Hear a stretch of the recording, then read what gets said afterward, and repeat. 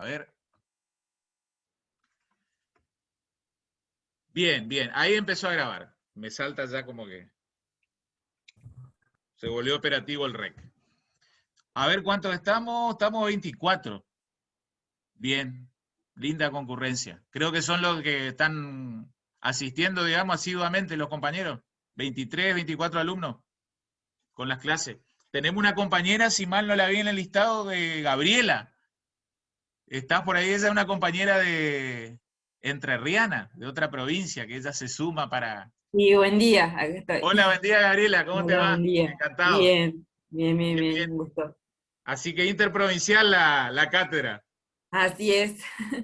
Bien, bien, buenísimo. Bueno, vamos, ya era, digamos, derecho notarial misionero, vamos a tener un vistazo ahora entrerriano, ¿sí? De la cuestión notarial. Vean qué interesante, por ahí lo que siempre decimos, si bien tenemos ley de fondo, ¿sí? Código civil y comercial, resulta que cada provincia tiene su ley notarial local, ¿sí? Y entonces es como que existen 24 derechos notariales aplicados, ¿sí? Y bueno, vamos a hacer alguna que otra bajadita después, algún comparativo interesante, ¿sí? Bueno, volvemos entonces al tema que nos convoca, régimen, ¿no es cierto?, patrimonial, ya de una manera más moderna, decíamos, de las parejas, ¿sí? Comprensivo de matrimonios y de uniones convivenciales, ¿sí? Vamos a terminar primero lo que es el bloque matrimonial, ¿no es cierto? ¿Sí?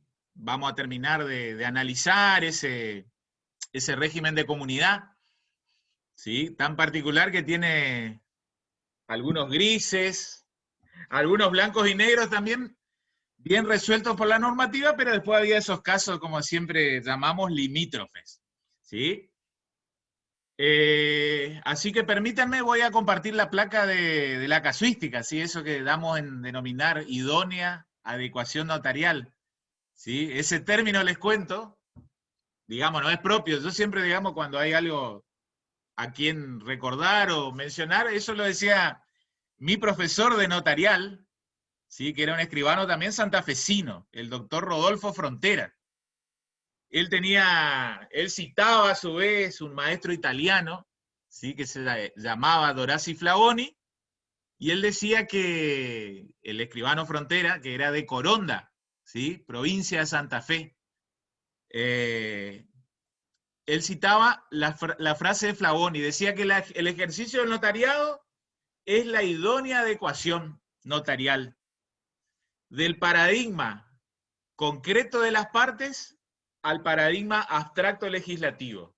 ¿Sí? Es un poco un juego de palabras, pero lo que quiere significar es lo que siempre hacemos, digamos, los escribanos, los abogados, ¿sí? De que se nos plantea el caso en la oficina, en la escribanía, y después intentamos darle una solución, digamos, un encuadre, ¿sí? Si el supuesto fáctico encuadra digamos, en el supuesto hipotético contenido en la norma. Es lo que constantemente hacemos. Y hay veces que no encontramos que el caso que se nos plantea en escribanía no está resuelto por la ley de fondo. O si lo está resuelto, digamos, hay ciertas dudas en su determinada aplicación.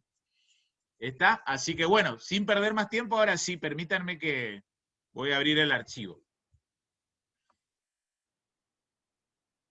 Muy bien.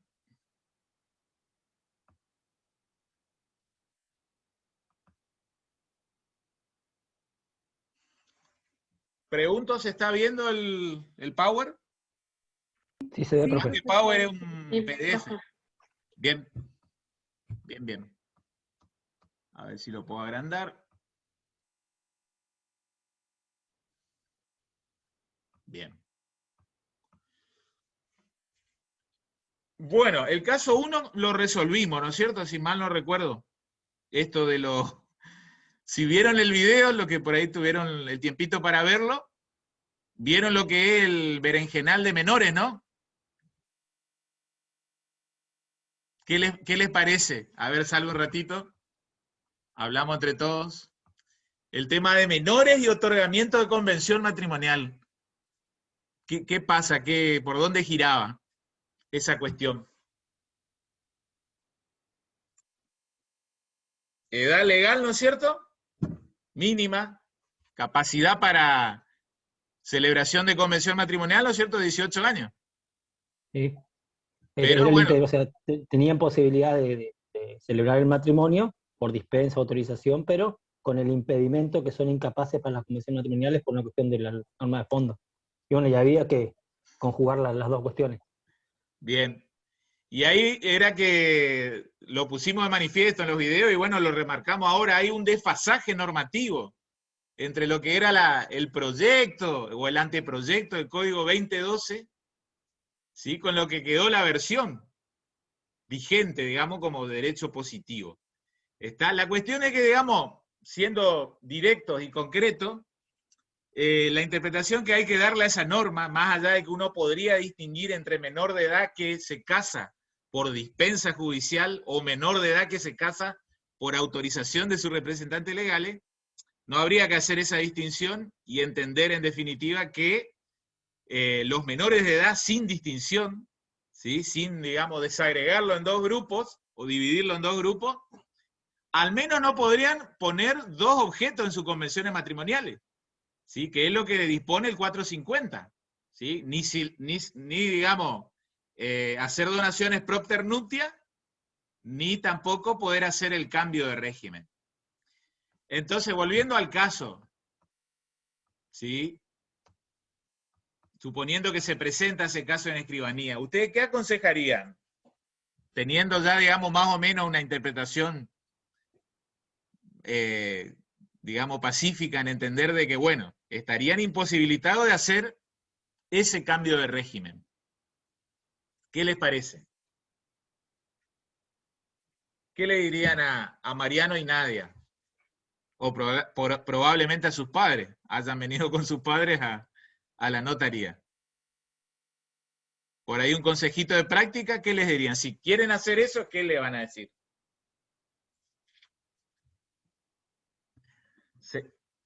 ¿Autorizan el acto? ¿Hay algún talibán que se anima a autorizar el acto? Profe, ¿no sería que tienen que esperar un año y cambiar de régimen cuando ya tengan 18 años después de casados?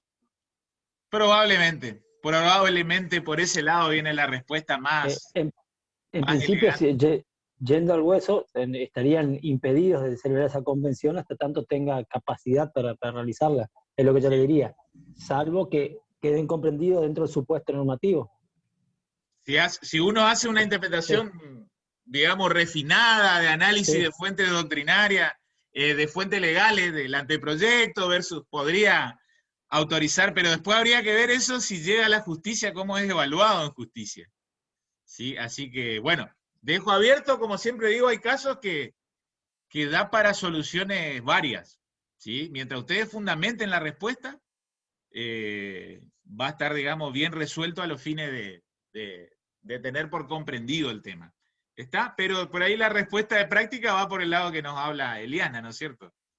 Decirles, y bueno, esperen un añito, ¿sí? O al menos quizá habría que esperar 2 años, hay alguien que tiene 16, ¿sí? Y ya ambos mayores de edad celebran plenamente una convención matrimonial para cambio de régimen, ¿sí? Quizás sea lo más elegante y de la manera que uno se saca el caso encima. Y bueno, difiere, digamos, en horario para más adelante, pero los trae, digamos, para la escribanía, nuevamente. Ese es el caso 1, por ese lado iba. Muy bien. Vuelvo a la placa.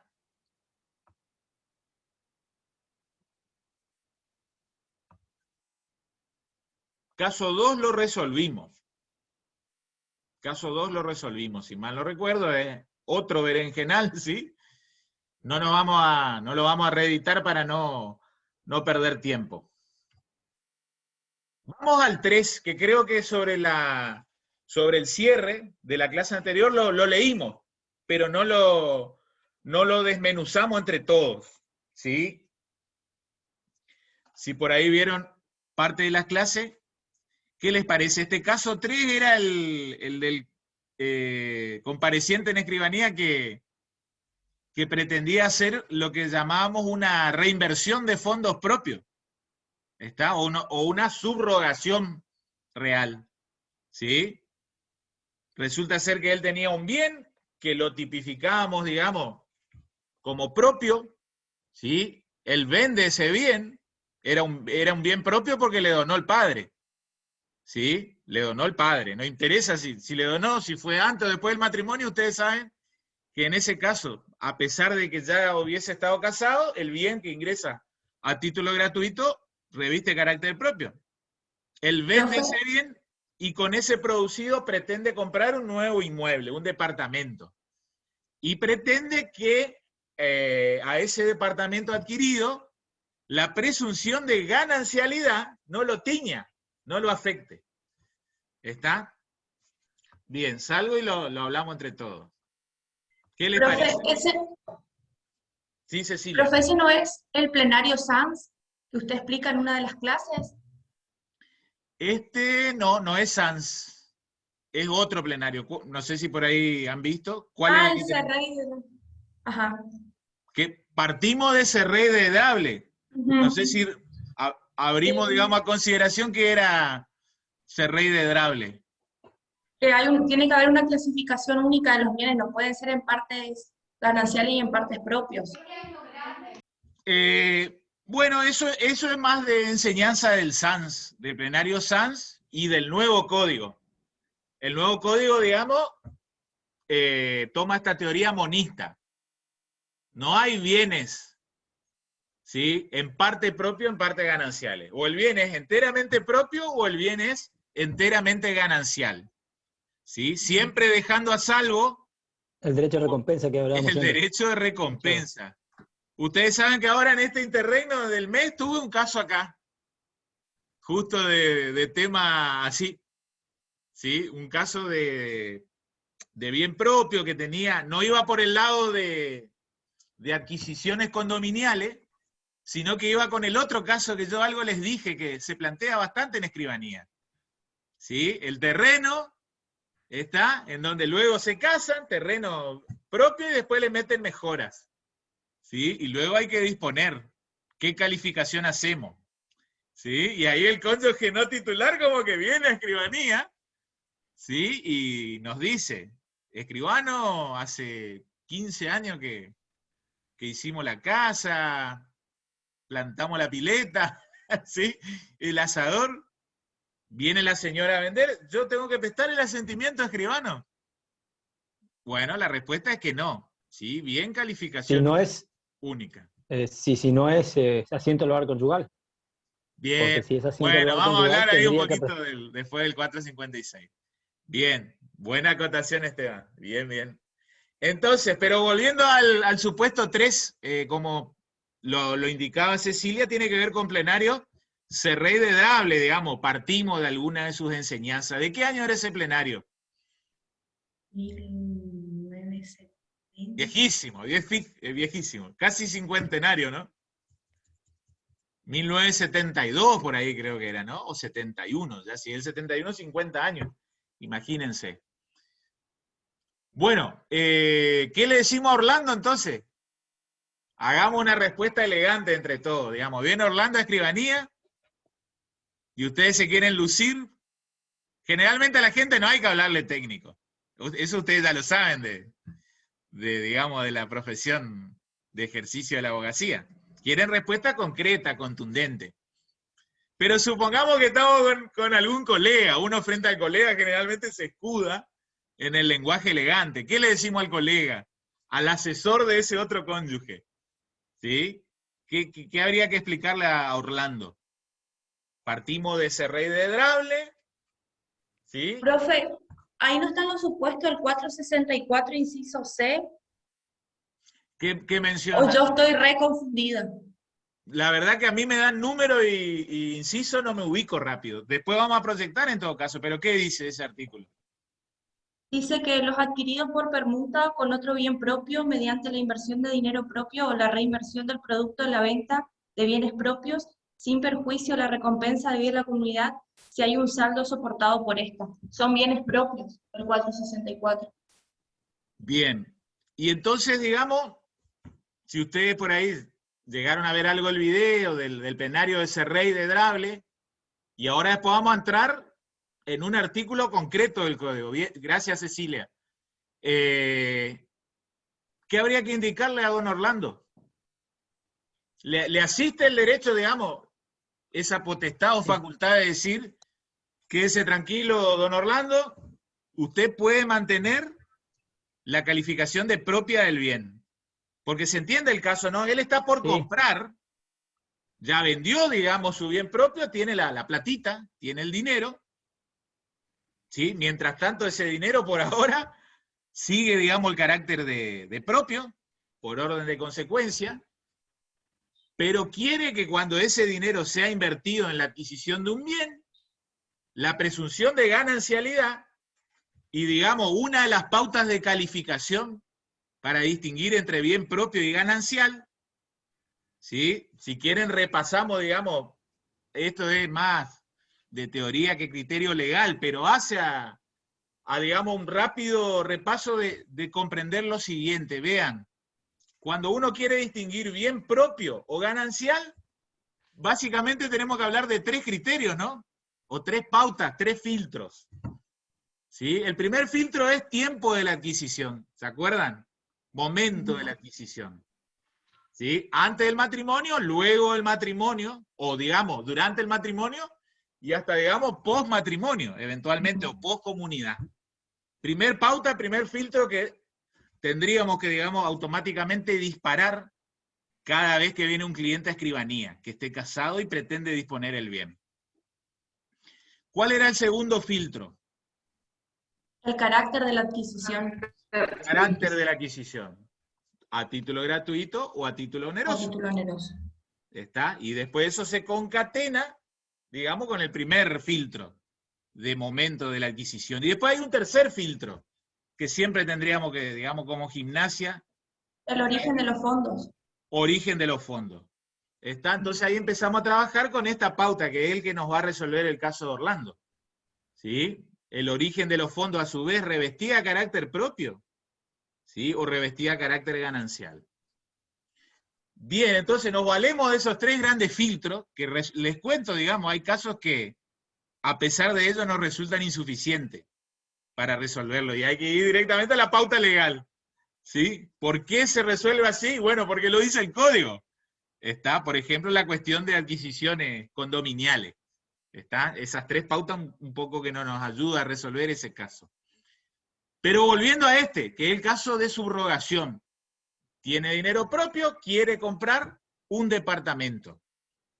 Quiere que ese departamento no se tiña de la calificación de ganancial. ¿Está? Hasta ahí vamos todos, ¿no? ¿Sí? ¿Qué le asesoramos a don Orlando? Vamos a armar entre todos las respuestas, sí, digamos, y si no se entiende, lo hablamos, ¿sí? Pero Para que... tendría que estar manifestado en la escritura que es un bien propio. Bueno, entonces, le decimos a don Orlando, sí puede hacerlo o no puede hacerlo. Parece de perogrullo lo que digo, pero... Sí, sí puede hacerlo, profe. Bien, puede hacerlo. Se deja constancia de que es una reinversión. Bien, entonces él va a tener que, digamos, hacer la manifestación del origen del dinero. ¿Está? No se olviden que él va a ser comprador. ¿Está? Él es comprador en esta escritura, supongan, de la unidad funcional. ¿Sí? Enganchamos con lo que hablamos el año pasado, que hablaron conmigo, que hablaron con Sarkis. ¿Sí? Vamos a lo procedimental. Estamos en práctica notarial, digamos, tenemos que hacernos la cabeza del modelo de escritura. ¿Dónde lo harían declarar eso? No se olviden que el proyecto de escritura es justamente este instrumento que uno elabora y que uno le hace decir algo al requirente. ¿Sí? ¿Dónde ubicarían esa declaración? En el proyecto de escritura. Las declaraciones de las partes. Bien, en las que hacen al negocio en sí. ¿Se acuerdan que por ahí con Sarki distinguen que hay declaraciones que sirven para cerrar el negocio en sí? Supongan que el vendedor vende, que el comprador compra, ¿no es cierto? ¿Sí? Muchas veces también que ha recibido la entrega de la posesión. Eso hace el negocio compraventa, ¿no? ¿Lo ubican en declaraciones de las partes o quizá en algún otro rótulo? ¿Se acuerdan ese modelito de...? ¿En el objeto? No, Carlos, no en el objeto. El También se objeto dice- hace a que quede cerrada, perdón, el contrato de Eh, compraventa, ¿no? En la parte de la escritura donde manifiestan que tomó la posesión antes de este bien, de que canceló, recibió el dinero antes de este acto, en Bueno, esa eso es parte... precio. Supongan, Sí, ¿se acuerdan que básicamente la compraventa es contrato de objeto? Y ahí viene todo lo que a ustedes todo tanto les el gusta, que desarrollo. es determinación de inmueble. Claro, en ¿Sí? primer lugar va a dejar constancia en las declaraciones de las partes, que es cuando las partes mismas se declaren entre ellas, que esto es propiamente las partes, y después en las atestaciones notariales, cuando el escribano se va a referir al título antecedente a la escritura y se va a dejar constancia que era por una donación, en este caso del progenitor. Bien, Pero, muy bueno, corresponde. Rocío, escribano, esto que decís. Anoten esto que manifiesta Rocío, porque es importante no solo hacerle decir al compareciente, sino también que uno, como bien dice Rocío en la constancia, uno también, digamos, para afuera, acredite diligencia, debida diligencia como profesional interviniente. ¿Sí? Entonces quizás ahí va una algún pregunta. punto de la atestación uno haga alguna consideración. ¿Sí? Pero quiero seguir trabajando todavía en el plano de hacerle decir. Supongan que tenemos abierto, ustedes ahora en una pantalla están viendo la clase, digamos, conmigo. Y en otra pantalla tienen ahí el archivo del Word con la escritura de venta. También podría hacerse comparecer a la cónyuge del señor del caso, y en una de las cláusulas propias en las cuales trabajan las partes, que ella reconozca que el bien que está adquiriendo su cónyuge es un bien a título propio, porque corresponde por reinversión de un bien propio. Bien, y ahí un poco vamos a discutir acerca de la imperatividad del verbo que usaste. ¿Podría o debería el escribano? Conforme al estado de situación Es una actual. cuestión de seguridad jurídica para el cliente, de correcto asesoramiento, entiendo yo. Primero, la manifestación de la parte que dice que adquiere este bien con reinversión de otro anterior. Después, una cuestión de que el cónyuge tiene conocimiento de que esta circunstancia, este hecho es así. Y después la cuestión de la diligencia del notario en las atestaciones notariales, donde él también tiene que, y ahí va la pregunta que quería hacerle, ¿cómo el escribano da fe de esa circunstancia? O sea, ¿qué le pide a este adquirente para acreditar que exactamente fue una reinversión de un bien propio? Porque ahí está la diferencia en si es una manifestación de las partes que admite prueba en contrario, o si es una manifestación del escribano que da fe y tiene que ser atacado en nulidad en su caso. Es una cuestión, por eso hablo de diligencia de la escritura y de seguridad de las jurídicas de ellos, de que después no pueda ser bajo ningún medio atacado o objetado esa cuestión. No sé si me explico. Sí, se entiende. Buen análisis. Ven que Con uno respecto como a la abogado, pregunta, digamos, empieza a disparar todas las alarmas.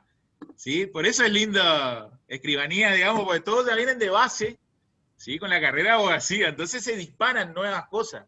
¿Sí? Y yo muchas veces aprovecho mucho de lo que ustedes hablan para cursadas posteriores.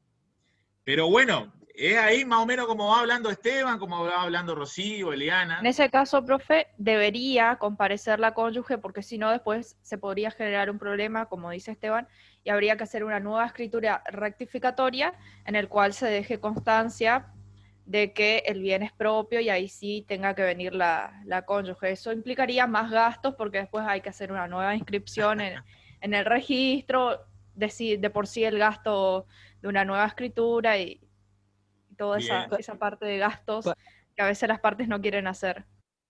Bien. Para mí, escribano va a una cuestión de fuerza de prueba de la escritura. O sea, una cosa sería que haga una manifestación la parte diciendo que es reinversión de un bien propio que tenía. Y no lo acredite en ninguna otra parte, ante el escribano no lo haga. Y quede ahí. Eso es más factible de ser atacado por la cónyuge en el caso. Después, otra cuestión es que comparezca también la cónyuge y manifieste que sí, que ella reconoce que se hecho así, que fue por evento muy propio. Donde ahí tendría más defensa. Y después lo que le da más fuerza es que el escribano, en la parte interviniente, deje constancia. Y ahí va, ¿cómo lo haría? O sea, ¿qué tendría que pedir el escribano? Vamos a hablar después respecto del juicio del escribano, acerca de ese aspecto. Si eso tiñe de autenticidad a esa declaración. Después discutimos. Si da plena fe sería. Si llega.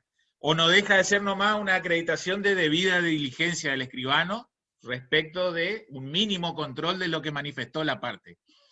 Pero bueno, ahí da para discutir un poco. Lindo también, sí, un lindo tema.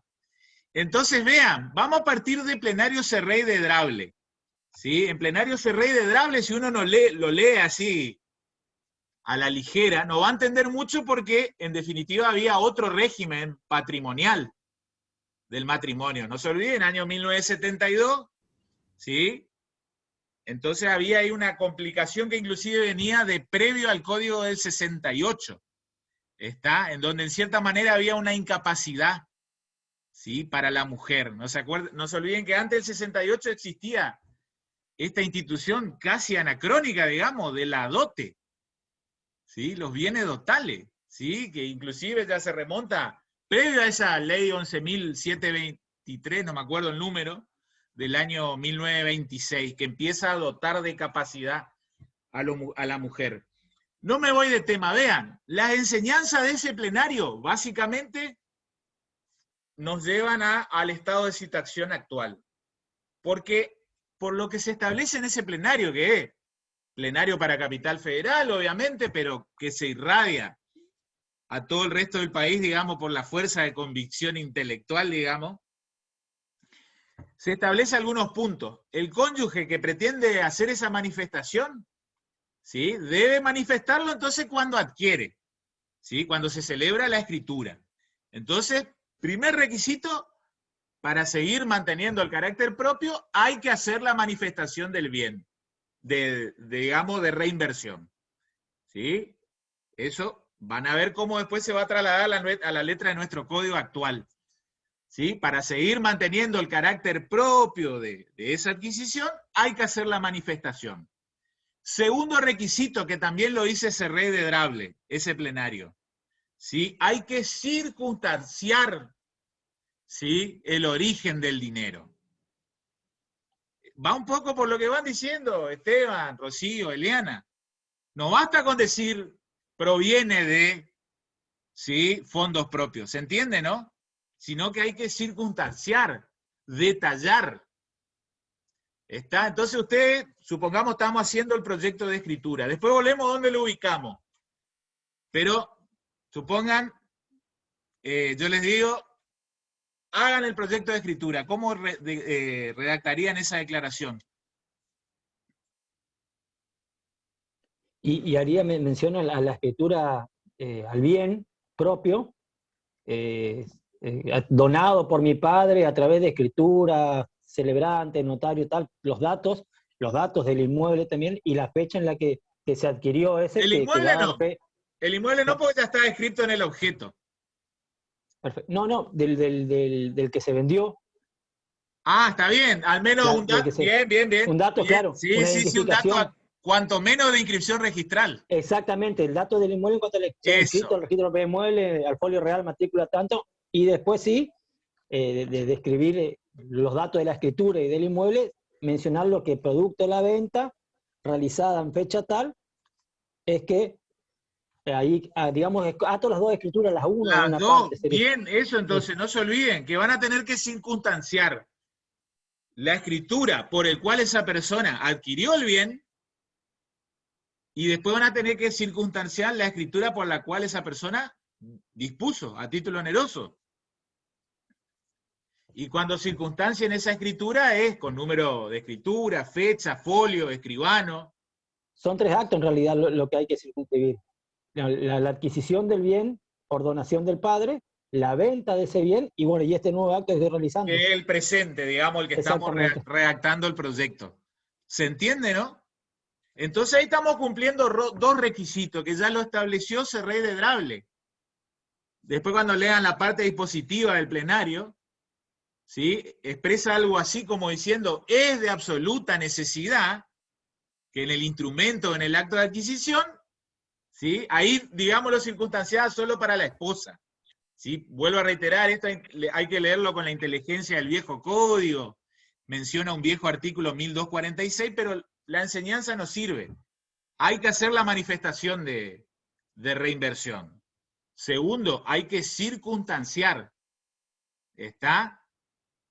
Hay que circunstanciar. ¿Qué más? Serrey de Drable no nos dice nada más. ¿Sí? Entonces yo les cuento, en la década del 90, ¿sí? Todos éramos chiquitos, creo todavía, pero bueno, uno va leyendo la jurisprudencia retrospectiva, jurisprudencia y la práctica notarial. Los escribanos, ¿qué empezaron a hacer?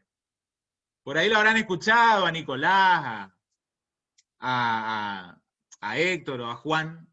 ¿Ven que por ahí les menciona esa frase? Por razones de buena técnica notarial. ¿Escucharon eso alguna vez?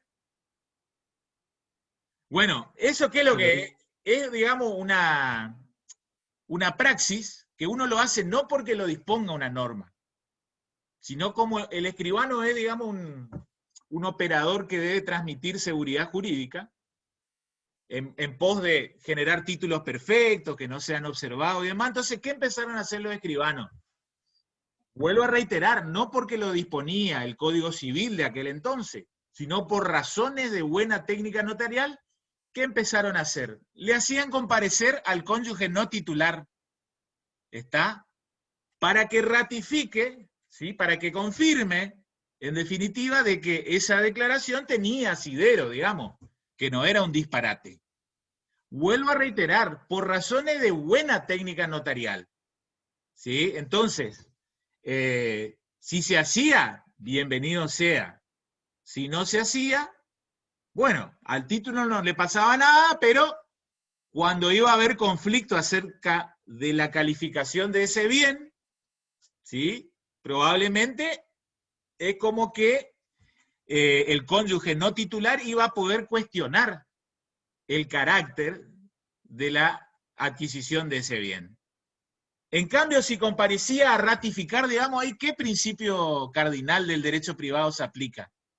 Por ahí ustedes como abogados siempre lo sacan del bolsillo. ¿La teoría de qué?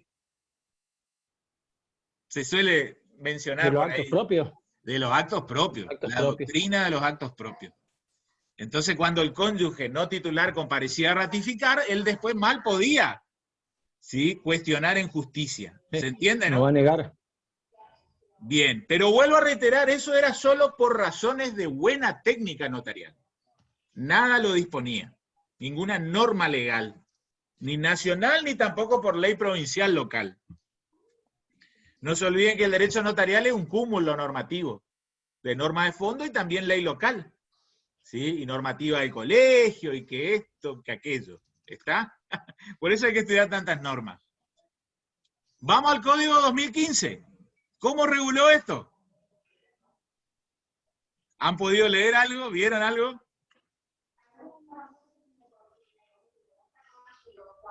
Está regulado. Lo que dijo Cecilia, ahí lo que manifestó Cecilia expresamente. ¿Qué? El 464. Bueno, ese es un artículo que solo establece que se puede hacer la reinversión, ¿no es cierto? Bien. Claro, determina el carácter de bien propio, que es cuando se manifiesta eso, cuando Bien, es adquirido. bien. Encuadra, Pero, digamos, ojo que hay un artículo en donde, anótenlo, hay una manda legal para el escribano. Es procedimental prácticamente. En el sentido de decir, si ese cónyuge quiere seguir manteniendo el carácter propio de la adquisición, tiene que hacer la manifestación de reinversión, tiene que circunstanciar el origen del dinero, y tercer cuestión, ¿cuál? Que comparezca el cónyuge. Comparecencia del cónyuge no titular, a los fines de ratificar. ¿Qué artículo es, profe? Es el artículo 466 en su segundo párrafo. Exacto, ya nos vamos a meter, y lo comparto así entre todos, digamos, lo grabamos.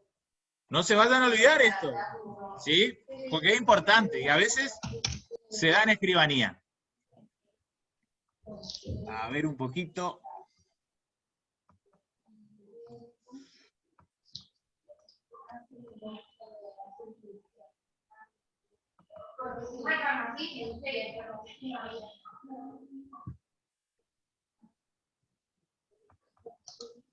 Aguárdenme, por favor, un ratito.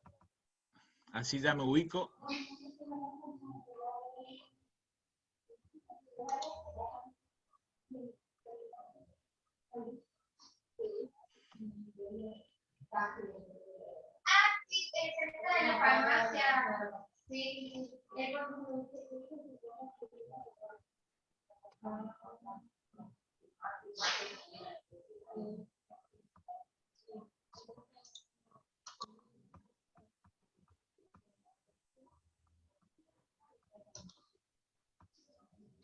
Bien, ahí lo ven al 466. ¿Se está viendo? Sí se ve. Sí Vamos se a ve, leerlo entre todos. Voy a correr un poquito, así no molesta. ¿Quién lo lee? Vamos a leerlo completo. Hay un micrófono por las dudas. Un ratito nomás lo apagamos. Después volvemos a... El que lee, yo así aprovecho mi mate.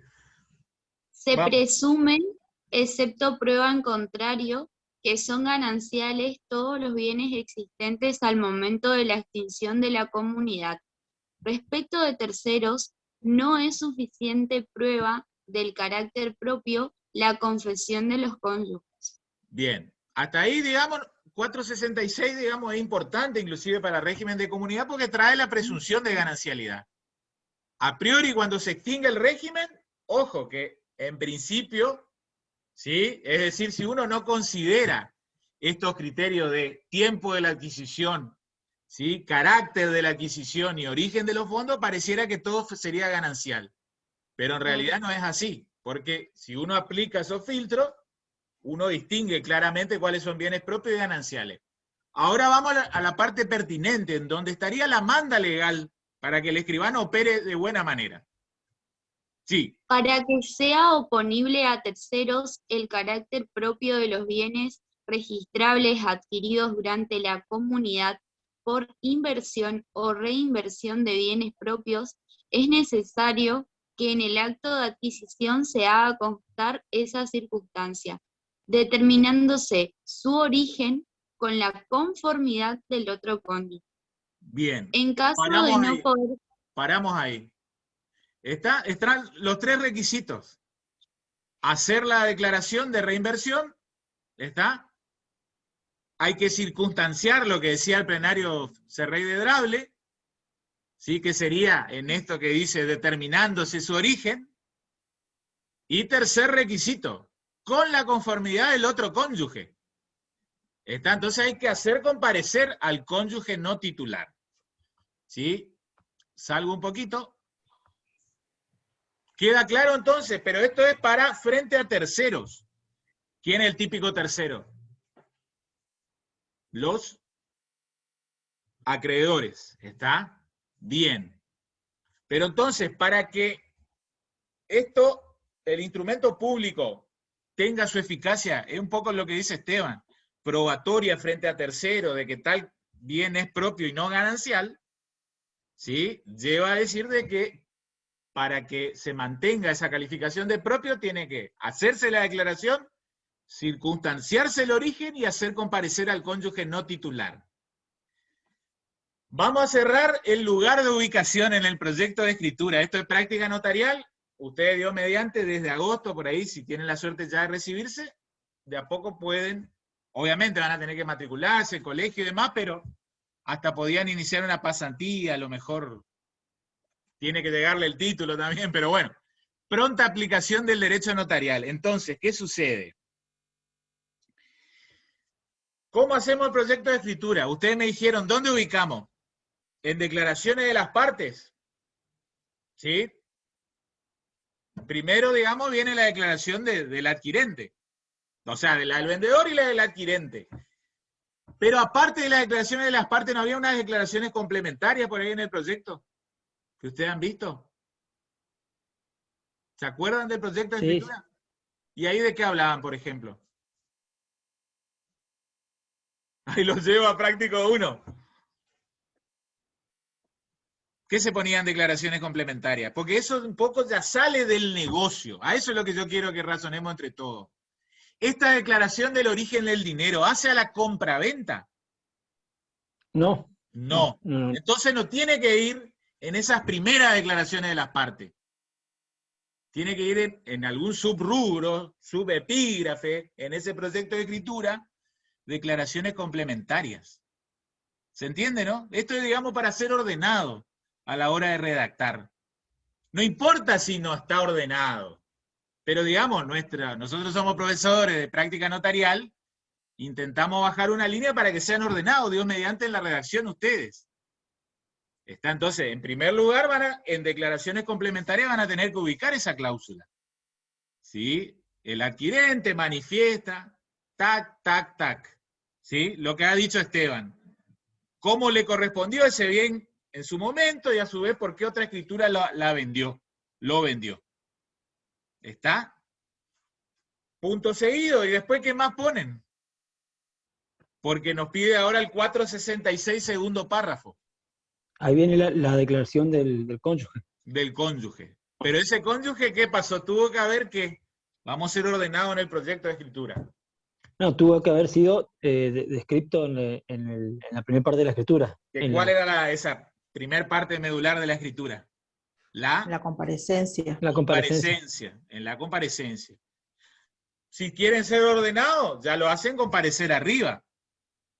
¿Sí? Nada No, opta. pero es parte, pero es parte de la escritura del cónyuge, no es parte de esta escritura transactiva, de esta compraventa. De la compraventa no, pero es compareciente. No, es compareciente a los fines de la declaración, o sea, se pone ahí, pero después... a lo que voy, ¿dónde individualizan datos y dónde acreditan su identidad? ¿Arriba o acá? En la primera parte. Les digo, esto no es sacramental. Se puede hacer de una u otra manera. Es lo mismo que el asentimiento. ¿Sí? Cuando viene un cónyuge a asentir. Por ahí el escribano Sarque tiene una postura más estricta. Que él quiere que siempre se lo haga comparecer arriba, ¿no es cierto? Él les bajó esa línea, ¿no? ¿Hablaron el año pasado? En el modelo de escritura está, hay un caso de... Yo no soy tan cerrado. cónyuge. Está, y ustedes me preguntan a mí, ¿usted, profesor, cómo hace comparecer al cónyuge que asiente? Yo lo pongo abajo. ¿Está? ¿Y está mal lo mío? No, no está mal.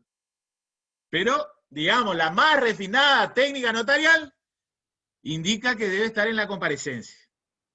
Lo mismo, esa misma aclaración la hacemos para este cónyuge que viene a confirmarla, a ratificar las declaraciones del cónyuge que adquiere. O lo hacemos comparecer arriba, o lo hacemos comparecer más abajo. Si lo hacemos comparecer más abajo, ¿qué frase de estilo aprovechamos? Presente en este acto también desde su inicio, ¿sí? La cónyuge del adquirente, y ahí, tac, todos los datos personales que nos exige el 305, inciso B del código. ¿Qué más? ¿Cómo interviene? No se olviden, por derecho propio o en nombre de representación habría otro. Todos los requisitos que deben tener cualquier compareciente. De cualquier compareciente en escritura. Sí. Y por último, ¿cómo acreditó identidad? ¿Cuál era el artículo de acreditación de identidad? 306, creo. Sí, inciso A o B. El A es por documento idóneo. Y B, conocimiento del escribano. Por afirmación de conocimiento. Afirmación. ¿Está? Todo eso va a haber que hacer respecto del cónyuge que viene a ratificar esas declaraciones. ¿Se entiende? Ahí vamos mechando lo que es la teoría, digamos, con la práctica. La práctica es hacer ese proyecto de escritura. ¿Se entiende, no? No tiene mucha complejidad, pero tenemos que hablarlo para que se Y entienda, ahí ¿no? ahí se entiende el criterio del escribano Sarkis, que él, ya que está describiendo la comparecencia de las partes, Lo ya mete lo pone allá, todo lo junto. mete Es una allá. cuestión de economía y de Bueno, orden también. o Esteban está mal en la postura de Sarkis. Sí, Bien, para mí, perfecto. porque que vengan todos los que van a firmar o suscribir la escritura, que ya aparezcan las Ya la sola parte. aprovechá. Claro, es A una quienes cuestión de afirmo orden. conocer y ya listo, ya te sacás encima el tema. Pero aparte en el medio no te aparece otra persona que no estaba antes, entonces para leer la escritura es más fácil para mí. Yo también seguía esa doctrina, pero un día me comí el asentimiento abajo.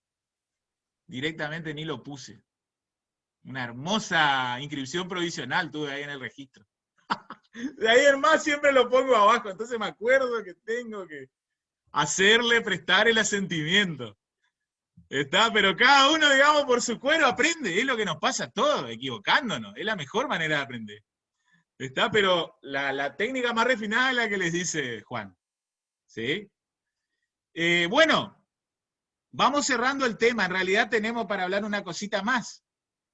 No se olviden, una cosa es que entonces que manifieste en declaración complementaria.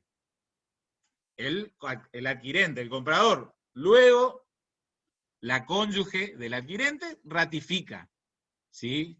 Presta una conformidad con el acto ajeno.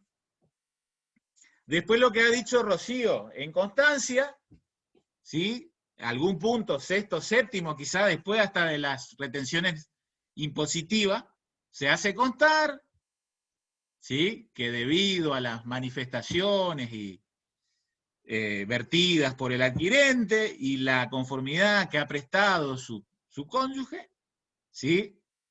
El bien reviste carácter propio y así debería sentarse en matrícula, uno podría expresarlo así, ¿está? Después vamos a ver que en la práctica, en matrícula nada se asienta, pero al menos queda bien armadito en el título de adquisición.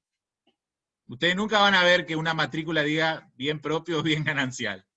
Ustedes van a ver las tres columnitas, adquirente, si hay una cautelar, o si se ha levantado esa cautelar o restricción. Sí, dice si es casado, divorciado, al sumo, o Sí, soltero. uno, digamos, tiene que hacer una labor intelectual de interpretación como operador del derecho.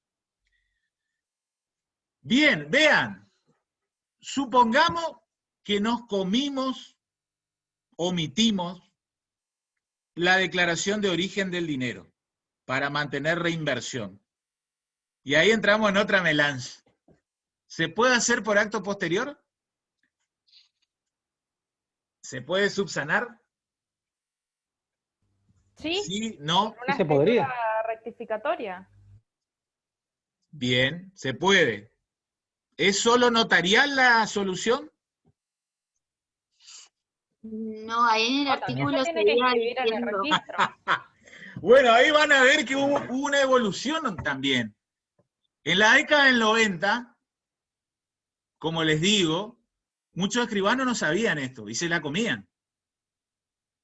¿Sí? Después cuando se divorciaba ese adquirente, la pucha, me entró como ganancial, se me prendió mi esposo en el bien, decía. Y bueno, entonces, ¿qué pasó? Se empezaron a hacer estas escrituras rectificatorias del origen del dinero. ¿Qué pasó? Como todo en la vida, a veces, digamos, esto todo era de buena fe, ¿sí? Se correspondía con la realidad, y muchas veces esto estaba remanido con la buena fe.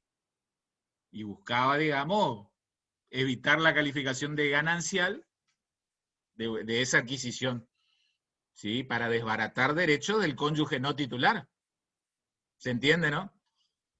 Entonces, ¿qué pasaba? Alguien compró un departamento en el 92, y después venía en el año 2009, 17 años después, a hacer una manifestación acerca del origen del dinero. Me van siguiendo, digamos, como ustedes ya tienen ahí humo de mal derecho, pareciera, ¿no? A todos nos va, pareciera, resultando. Entonces, hubieron ahí algunos fallos que admitían, otros que no, que se haga, digamos, la subsanación por vía notarial. Algunos fallos empezaron a decir, no hay problema de que cambien el carácter de una adquisición como propio o ganancial mientras no cambien la titularidad de los bienes. Empezaron a poner límite alguna Pero eso, jurisprudencia. pero eso admite prueba en contrario, sencillamente, más por la extemporaneidad de la Bueno, declaración. eso ya es un análisis refinado, que en su momento no lo hacían los operadores. Entonces buscaban la vía fácil de decir, hagamos una escritura de rectificación. Inclusive sin comparecencia del no titular. 18 años después venía el adquirente a decir, aquella adquisición que hice hace 18 años atrás no es ganancial, es propia. Atacable por todas las partes. Bueno. Sí. Bueno, vamos a ver cómo lo resolvió Código 2015. ¿Sí? Es decir, ustedes deben razonar. La solución, ¿hay solución? Si hay solución, ¿la solución es notarial o judicial? ¿Está? Hay veces que puede ser que omitieron este procedimiento. Hay veces que el cónyuge no titular no quiso prestar la conformidad. Vamos a ver cómo el 466 en su parte final resuelve todo eso. ¿Sí? Voy a seguir compartiendo. Y leemos la parte final. Cualquiera, a partir de eso que dice, en caso de no. En caso de no podérsela obtener o de negarla, el adquirente puede requerir una declaración judicial del carácter propio del bien, de la que se debe tomar nota marginal en el instrumento del cual resulta el título de adquisición. El adquirente también puede pedir esa declaración judicial en caso de haberse omitido la constancia en el acto de adquisición. Bien, contundente, ¿no? ¿Hay solución? Sí. Sí, judicial. ¿Notarial o judicial? Judicial. Judicial.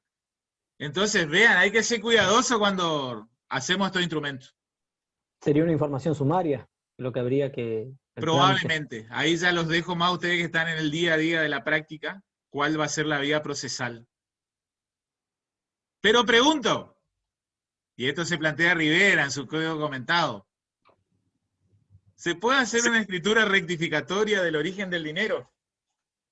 Cuando se omitió, supongan. Hoy, 2021.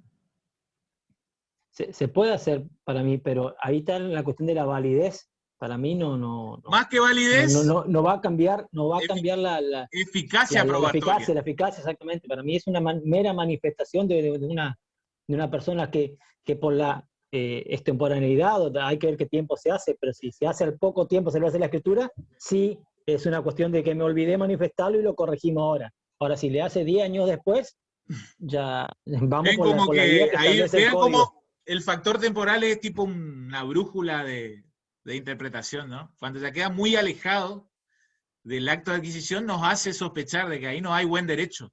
No hay el fumus boni iuri que decía nuestro maestro procesalista. Pero bueno, les cuento, Julio César Rivera, Graciela Medina, ¿sí?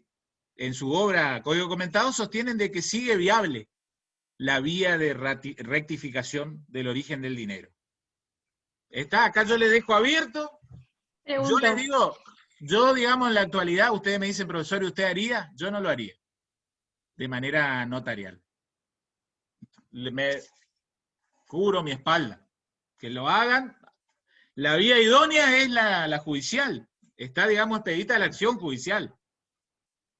Rivera, Graciela Medina dicen, sí, pueden hacerse. Principio de reserva constitucional. Lo que no está prohibido está permitido. El código no prohíbe que se haga por vía notarial. Bueno, siempre, digamos, va a venir en auxilio esa interpretación para buscar la validez de algún acto que pretendemos formalizar. A mí ahí ya me hace ruido. Hoy el código nos habla de vía judicial. Vuelvo a reiterar, para el caso que se omitió o para el caso que inclusive el cónyuge no la dio. La cónyuge o el cónyuge no dio su conformidad. Cerramos entonces. ¿Qué le decimos a don Orlando? Que sí puede. Que sí puede. Con estos requisitos. ¿Qué le hacemos? Que empezamos a indagar en esas charlas de mate o café previas. Que traiga la escritura antecedente. Bien. La escritura donde el padre le donó y la que él hizo la venta.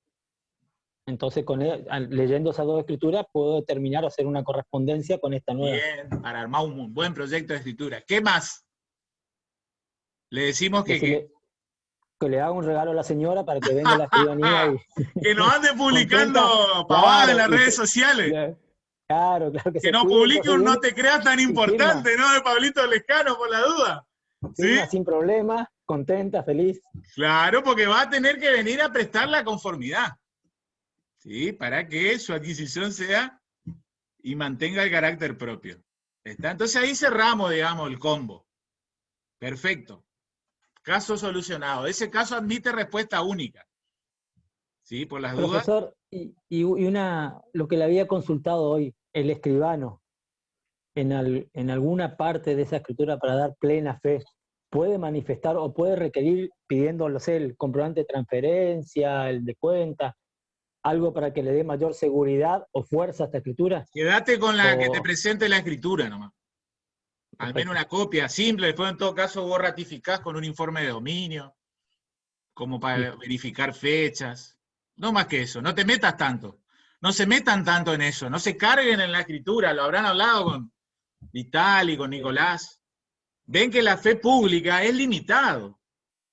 Los hechos auténticos, ¿sí? Después hay muchos hechos que quedan autenticados por el, digamos, por el contexto de ser una escritura, pero que son demostrables por simple prueba en contrario. Lo que ustedes dicen, 296 de ahora. Lo que antes era 993, 994, 995. ¿Sí? Yo creo que ustedes como abogados que son ahora, algunos se van a dedicar a notariado, otros van a seguir, digamos, el ejercicio de la abogacía. Yo creo que ese es un gran paso que dan todos los abogados, porque aprenden el verdadero valor probatorio del instrumento público. Porque cuando uno se inscribe en notariado cree que la escritura pública es inmaculada, en su totalidad, que todo tiene el mismo valor. Y cuando uno empieza a hacer este análisis analítico, pormenorizado, se da cuenta que no, que son muy pocos aspectos, hechos, declarados en la escritura que tienen fe pública, y a los cuales hay que atacarlos de nulidad con una impugnación de falsedad. ¿Sí? Los demás hechos únicamente basta arrimar prueba en contrario. ¿Sí? Bien. Cerrado, ¿alguna pregunta más de este caso? Vean, hablamos casi una hora del caso, pero es uno de los casos más importantes. ¿No? ¿Estamos en ese caso? Bien. Bien, bien. A ver un poquito. Ahí estamos. A ver.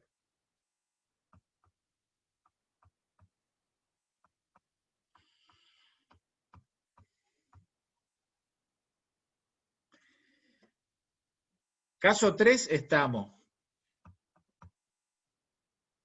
El 4 lo vieron, ¿no? Lo vimos, Malena y Matías. Es el caso de la naturaleza del bien que no puede ser mixto, sino es pie propio ganancial y derecho a recompensa. Bien, y ahí sí aplicamos el plenario que mencionaba Cecilia. ¿Cuál es? Sí, el SANS. SANS del 92, pero ahora tenemos un artículo que nos regula. ¿Está? Bien. Vamos al 464. Está por ahí, en el 464 es para todos los bienes propios, 465 para todos los gananciales. Todos los bienes gananciales, sí. Pero cada inciso tiene su... Sí, el inciso K, por lo que tengo anotado de la clase pasada. Bien, sí, por ahí va. Es por ahí. Vamos al caso 5. ¿Lo vieron? ¿Quién lo lee?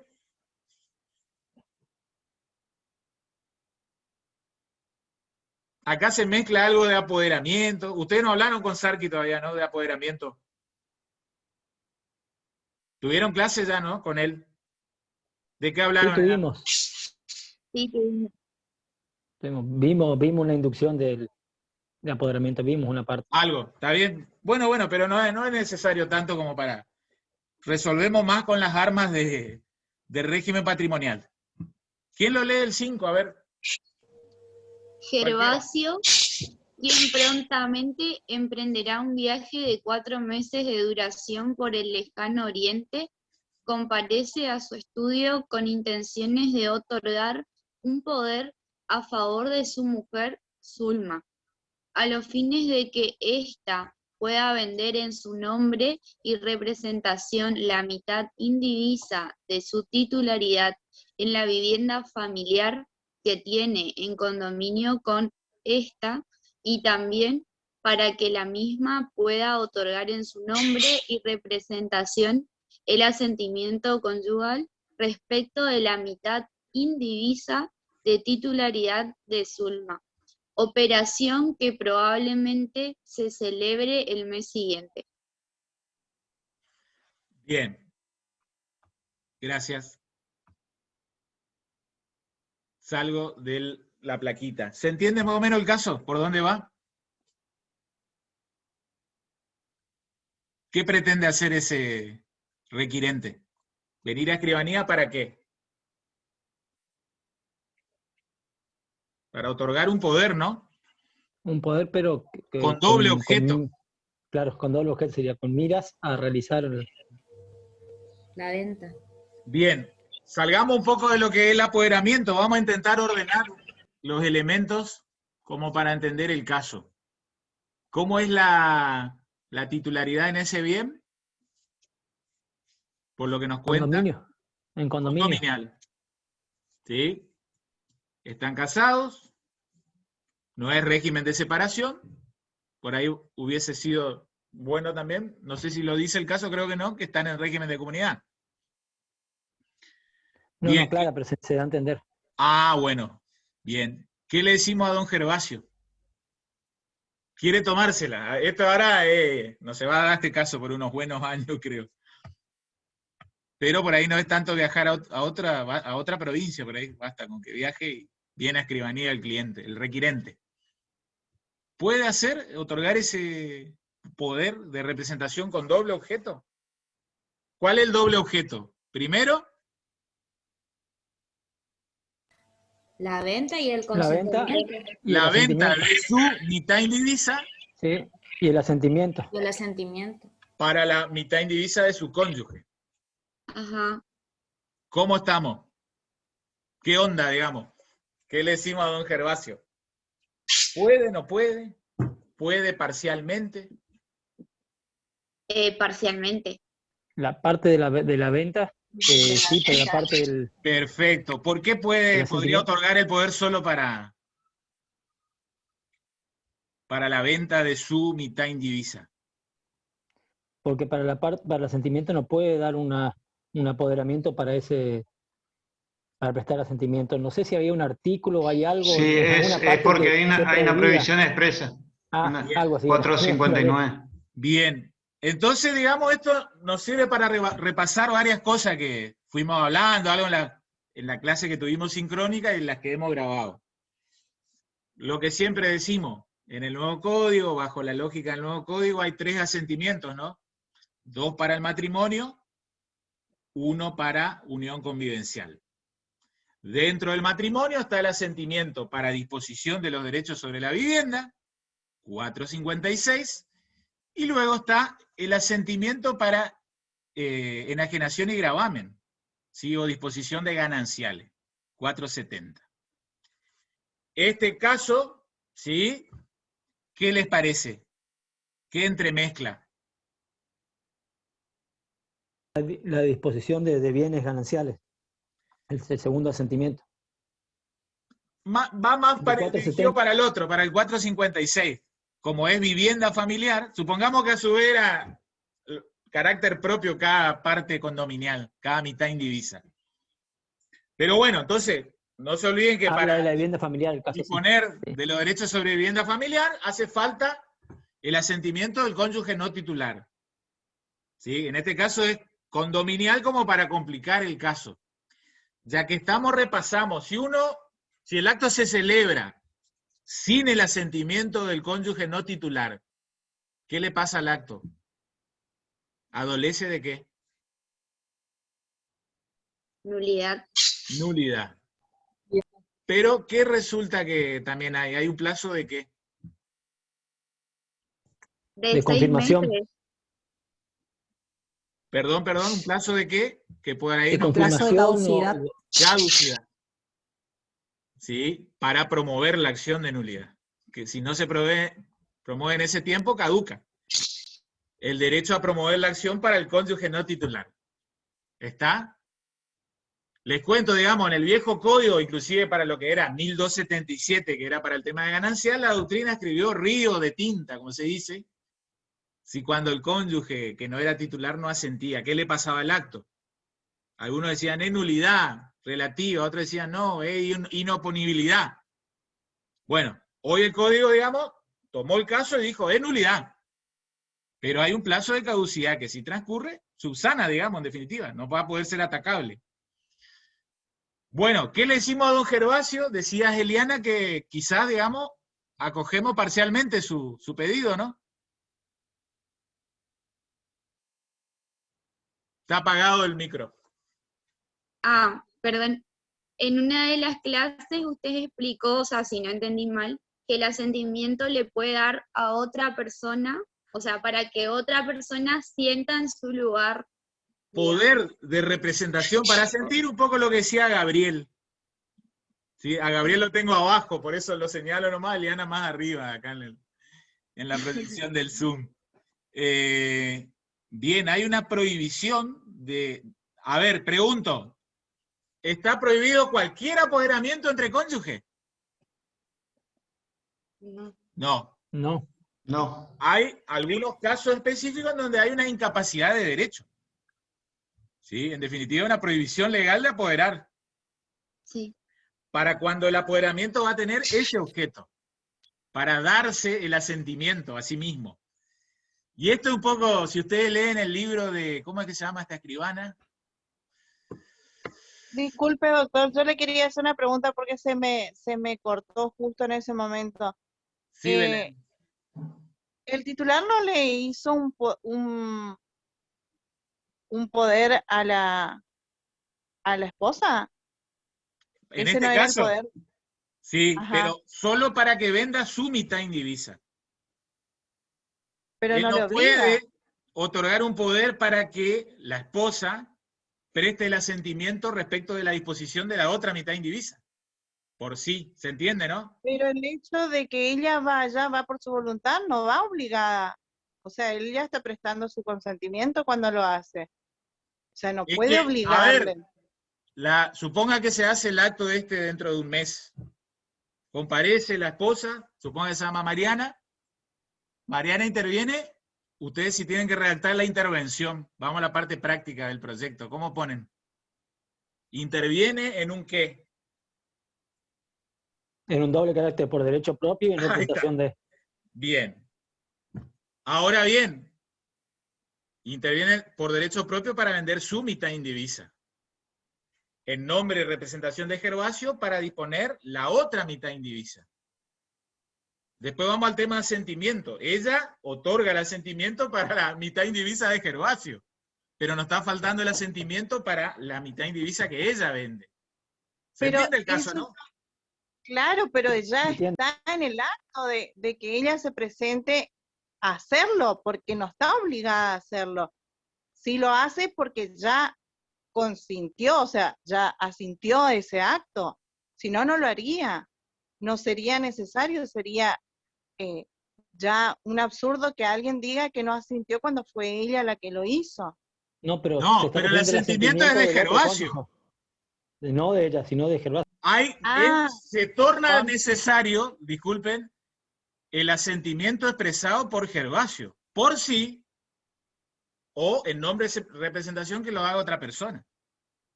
¿Se entiende? Pero no su esposa, no su cónyuge, pero no su esposa. Legal que tiene. Ahí me acordé el nombre, la escribana Violeta Siers, anoten Siers con Z, es una escribana que escribe lindo del tema, tiene varios libros y así va tratando temas varios notariales, cuestiones notariales. Ella se plantea, dice, ¿por qué semejante desconfianza? ¿Sí? El código presupone de que lo va, digamos, desbaratar derecho, va a defraudar derecho, más la persona del cónyuge que cualquier otro. Pero bueno, está la manda legal. Y lo cierto es que Gervasio, ¿qué le decimos a Gervasio? Bueno, suspende tu viaje, ya que pagaste en 36 cuotas, vas a tener que quedarte. Que apodere a un tercero. Anoten, primera alternativa es que apodere, que deje el poder de representación a un tercero. ¿A quién le puede apoderar? Probablemente, ¿a quién lo va a apoderar? A un cuñado, seguramente. A cualquiera un hermano o hermana de la esposa, seguro. O algún amigo ahí del matrimonio. Va a tener que apoderar para que ese otro comparezca al acto de venta a los fines de prestar asentimiento. Primera alternativa. Vamos a la alternativa que seguramente vamos a hacer en la práctica. Seguramente no hagamos esta primera.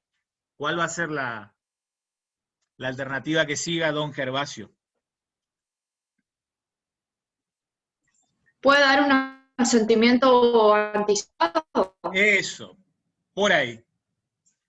Asentimiento anticipado. No se olviden, nuevo Código Civil y Comercial permite el asentimiento anticipado. ¿Sí? Asentimiento anticipado. Es decir, ya él otorga el acto de asentimiento. No se olviden que el asentimiento es un acto jurídico complementario, que puede darse con anterioridad, coetáneamente o hasta con posterioridad al acto celebrado. Si se da con posterioridad al acto celebrado, lo que pasa es que el acto principal nace adoleciendo de nulidad, una posible declaración judicial de nulidad. Al ser complementarios, Escribano, ¿qué requisito debería tener ese asentimiento anticipado? Desde lo formal, escritura pública, primer requisito de base. No vale un asentimiento en un instrumento con firma certificada. El negocio jurídico al cual va a asentir tiene que estar determinado anticipadamente. Ahí está. Ojo que los asentimientos, lo decimos en los videos, remarcamos acá porque estamos todos. Nuevo Código Civil y Comercial permite asentimientos anticipados. Lo que se ha desterrado, se ha derogado, era una mala práctica que teníamos los escribanos, que era el asentimiento general y anticipado. Porque el asentimiento general desconfigura el régimen matrimonial. El asentimiento, la legislación le otorga, digamos, esta facultad a los cónyuges no titulares para que vayan controlando las disposiciones. Es como para decir, ojo, mirá que él está vendiendo los bienes, está vendiendo tu ganancialidad. Si un cónyuge otorgaba un asentimiento anticipado, ¿cuándo otorgaba ese asentimiento anticipado? Generalmente, para ese mismo caso, él dejaba un poder general de administración y disposición. Y en la última cláusula decía, ¿sí? También manifiesta el compareciente que otorga asentimiento general y anticipado para con cualquiera de los actos de disposición que celebre el poder dante. No, eso no se puede hacer más. Anótenlo, el asentimiento tiene que tener bien determinado, ¿sí? Debe ser específico respecto del bien. ¿A qué inmueble se aplica? ¿Para qué negocio? Y ahí, digamos, podemos ser más exigentes, menos exigentes. Algunos más exigentes dicen hasta tiene que indicar precio mínimo. Prestan sentimiento para no venderlo por menos de tantos pesos. Eso es todo tan relativo, porque hoy en la Argentina, de una semana a la otra cambia. Hay una distorsión tremenda del precio, que lleva y complica de sobremanera la negociación en escribanía y en inmobiliaria. ¿Está? Pero bueno, ahí, digamos, navegamos más o menos, cuanto menos hay que hacerlo. Un asentimiento por escritura, que individualice el inmueble, ¿y para qué negocio? Es para venta, para permuta, ¿está? A veces puede ser que no sea una venta, pero el cónyuge estaba por transferirlo al capital social de una sociedad anónima, como aporte societario. Hipotecarlo. Bien. ¿Está? Y bueno, esa va a ser la respuesta para don Gervasio. ¿Se entiende, no? Le puede, digamos, apoderar a la cónyuge para vender su mitad indivisa. Pero para que se preste a sí misma, digamos, esa cónyuge el asentimiento, necesario don Gervasio va a tener que otorgar un poder a favor de otra persona, de un tercero. O hacerlo por acto anticipado. No más totalmente desterrado el asentimiento general. Cierro la idea y metemos el recrédito. Este era para el caso de que está asentado vivienda familiar. ¿Sí? 456. No se olviden, tenemos el otro asentimiento, el del 470, para disposición de gananciales. Hipotetizando, supongamos ese mismo caso, pero no es vivienda. Ambas mitades son gananciales. ¿Qué le decimos a don Gervasio? ¿Puede o no puede ese doble objeto? ¿Qué les parece? No puede el doble objeto. ¿Está en la misma situación? No, está excluido. Acá, digamos, ¿saben qué pasa? El 470 y siguientes, ahí cuando se regula asentimiento para disposición de gananciales, hay un articulito, un párrafo que dice, al asentimiento para disposición de gananciales se le aplican los artículos 456 a 459. Entonces como que nos manda a lo que se ha dispuesto para asentimiento de disposición sobre derechos de vivienda, derechos sobre la vivienda. Entonces ahí los escribanos nos planteamos, en este caso, tampoco puede otorgar el asentimiento para disponer justamente gananciales. Y ahí, digamos, hay postura. Esto no hay fallo jurisprudencial, digamos, para apoyarse en ello. La mayoría de la doctrina notarial entiende que, si ustedes leen, hay un articulito que yo les mandé de Lambert, Néstor Lambert, está muy bueno, de régimen patrimonial. Ahí, digamos, está bien fundamentado. Conclusión, no se aplica esa prohibición para si un cónyuge pretende otorgar poder para asentir, pero sobre gananciales. Yo le transmito la posición, esto está discutido un poco todavía, no hay fallo judicial que nos sirva de apoyatura, pero por ahí van las aguas del mundo notarial. No se olviden, sacando en limpio, prohibición de otorgamiento de poder para asentir en el caso de vivienda familiar, no para poder para asentir sobre los gananciales. Eso es, digamos, es el estado de la cuestión a hoy, mayo del 2021. ¿Sí? Veremos cómo sigue evolucionando. ¿Alguna preguntita de este caso? Es también de respuesta única, el 5. ¿Hacemos recreo, les parece? Son casi menos 9, 10 menos cuarto. Hablamos mucho ya. Volvemos 10 y 10 como para retomar 10 y cuarto y hacemos la segunda parte. Perfecto. Perfecto. Bien, hay corto para todos. ¿Está? También la grabación. Gracias.